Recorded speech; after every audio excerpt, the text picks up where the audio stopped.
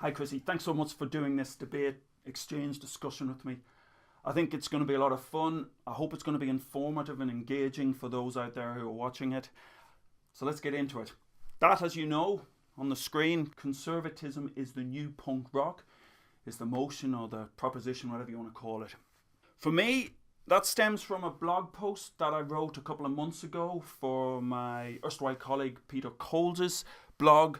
Where am I coming from with that? Well, some of you will probably realise that the origin of that particular meme or quote or whatever you want to call it is Paul Joseph Watson. I find myself in the deeply uncomfortable position of agreeing with Paul Joseph Watson, who is, for those of you who aren't aware of Watson, he's like a bargain basement Milo Yiannopoulos, or perhaps Yiannopoulos is a bargain basement Watson. It's very difficult to tell because as they both rush headlong to the bottom. It's difficult to distinguish them sometimes. They've both used this idea that conservatism is the new punk rock. It's now edgy to behave like an 80-year-old grandparent, a particularly reactionary 18-year-old grandparent, it must be said, or like an 80-year-old Tory backbencher. To be a shitlord, as they put it now, to have that internet kudos, to have the cliques hanging off your every word, to have your tribe hanging off your every word, you've got to be as reactionary as possible. Look at the kids these days. Isn't it shocking? It's just the natural order of things that men are men and women are women and small blue furry creatures from Alpha Centauri are small blue furry creatures from Alpha Centauri.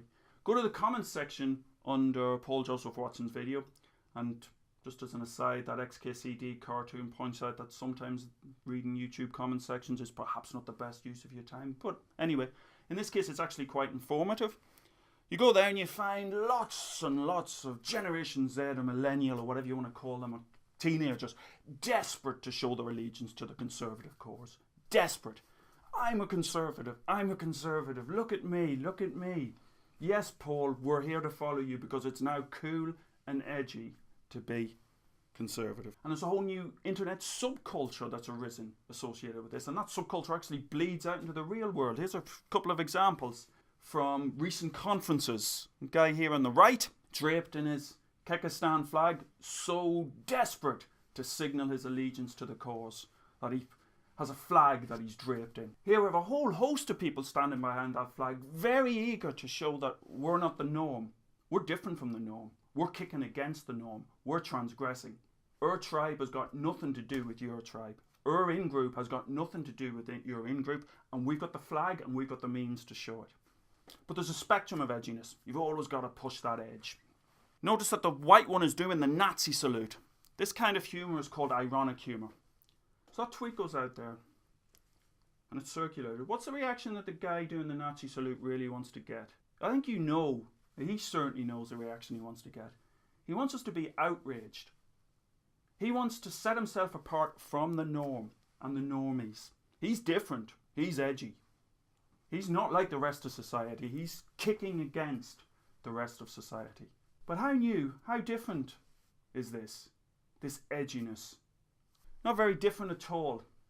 Pistols did it back in the 70s. Punks did it back in the 70s.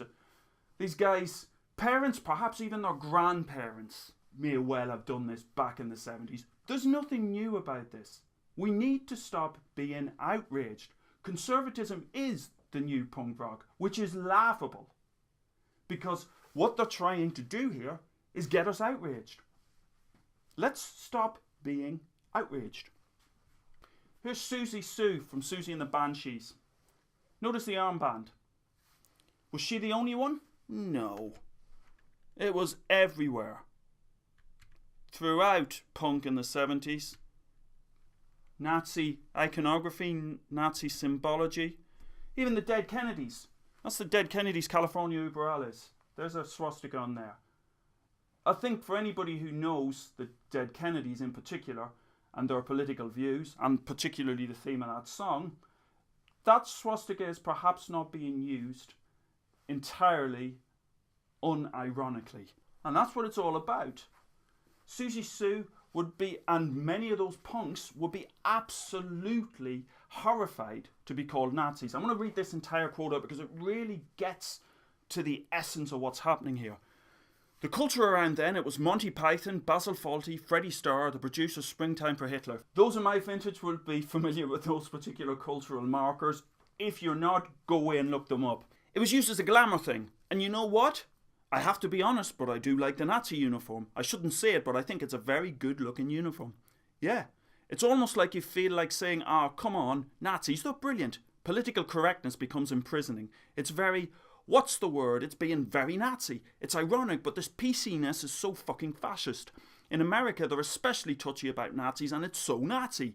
You go to LA and it's so segregated. It's very Nazi, and the irony is that they don't get it. They don't realise how Nazi they are about taking offence to mentioning the word Nazi. Now, who does that sound like?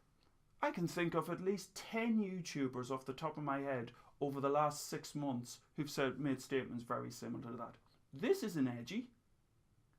This is not edgy. There's nothing new in the world. Just on the political correctness thing, I recommend this video. It's actually a recording of a BBC Radio 4 programme from about 10 years ago.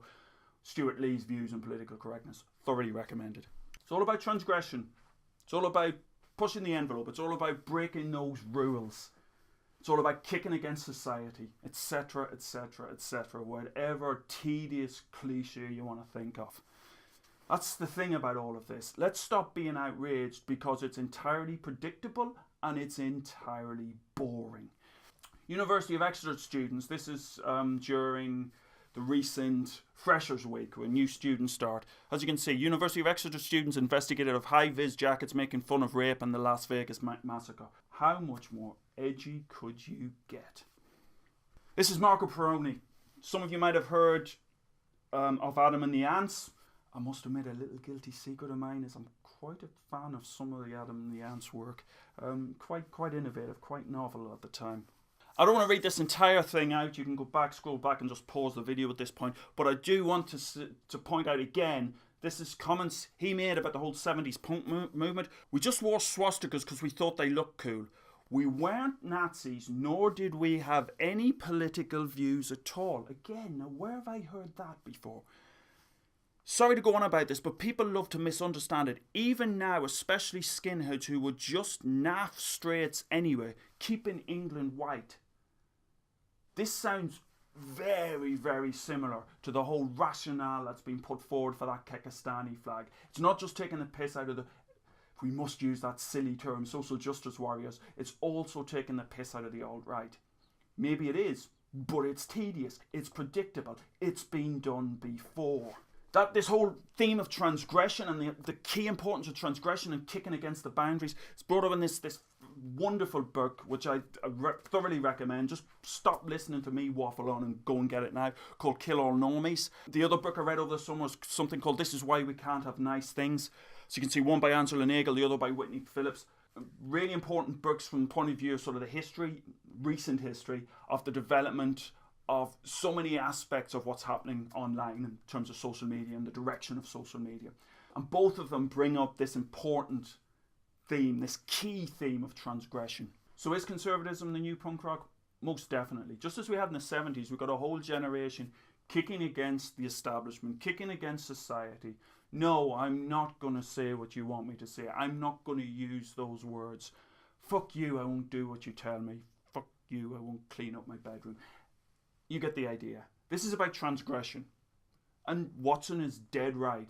Conservatism is the new punk rock. I find it hilarious that behaving like a reactionary grandparent is now the cool thing to do, but that's where we are. I look forward to watching your opening statements video, Chrissy, and I look forward to this debate, this exchange progressing over the next week or two. I think it could be a lot of fun. I'm going to close on a musical interlude. I suspect that you will appreciate the relevance of the piece of music here. See you next time. Bye. Dear